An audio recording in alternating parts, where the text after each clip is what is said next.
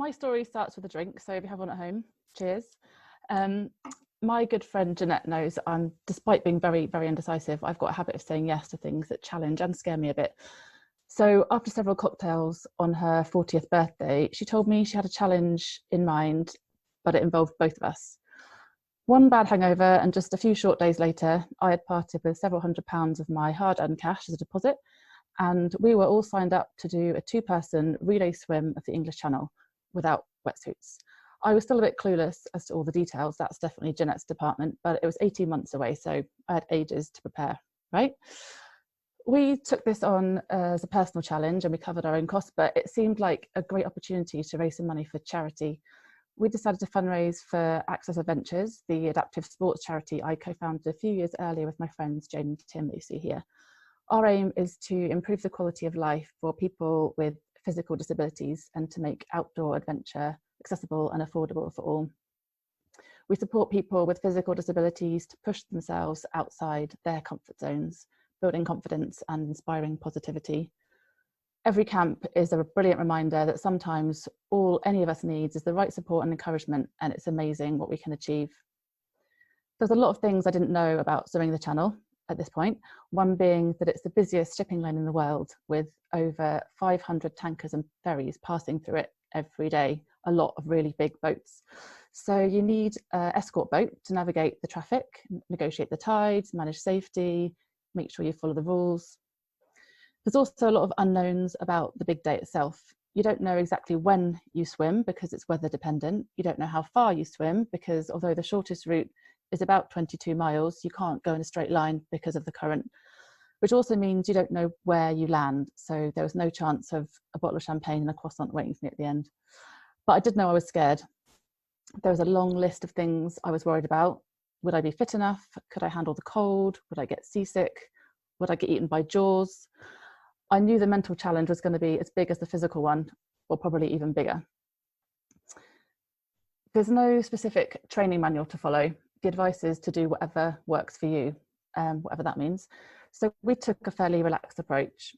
As you can see, we had some encouraging training experts. We both had done some open water swimming before, but always with wetsuits. So we just slowly got rid of the wetsuits, increased our distance, did 10 kilometers, a night swim, just progressed our way through. There was a lot of advice about gaining weight for insulation, which we took very seriously. We ate a lot of cake and always had a huge breakfast after our early morning swims, dressed for winter while everyone else was sunbathing. And we were good, but not completely teetotal. We didn't want it to take over our lives. As our 2-week swim window approached, we became completely obsessed with the weather. We needed the right combination of calm winds timed with the tides, but the forecasters kept changing. It was really frustrating. We were also following all the other swim attempts going on, and there were lots of successes, but lots of abandoned swims too, which just made us more and more anxious. After 4 or 5 days of waiting, which felt like forever, we ended up with only 4 hours of notice. Luckily, we were already in Dover and we had just enough time for a cheeky Nando's, a quick nap. We grabbed our bags and went down to the marina. And here we are seeing our boat Anastasia for the first time and looking nervous. It all felt completely surreal and I felt really, really sick. We would be swimming in strict 2-hour stints for as long as it took us. This is me getting in for the first time. I had to swim to shore, walk clear of the water, turn around and then officially start us off. So at 10 past midnight on the 5th of July last year, we were finally on our way. It was dark, it was cold, the spotlight from the boat was dazzling me, but we were off. And then I saw a dark shadow and felt my first jellyfish sting.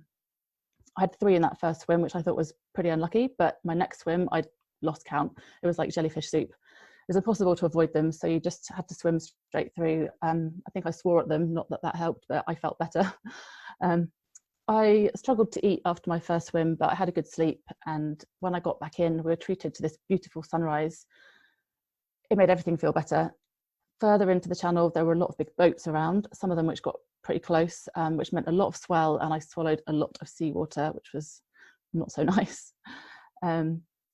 Jumping off the boat into the open water was something else I've been really anxious about, but on the day, we just got on with it.